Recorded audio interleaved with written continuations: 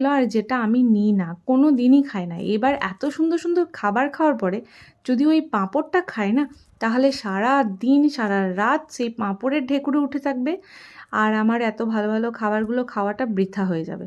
তো সেই জন্য আমি পাঁপড়টাকে অ্যাভয়েড করি বিয়েবাড়ি গেলে। আর তার সঙ্গে দেখো একটা রসগোল্লার একটা সন্দেশও পড়ে গেছে।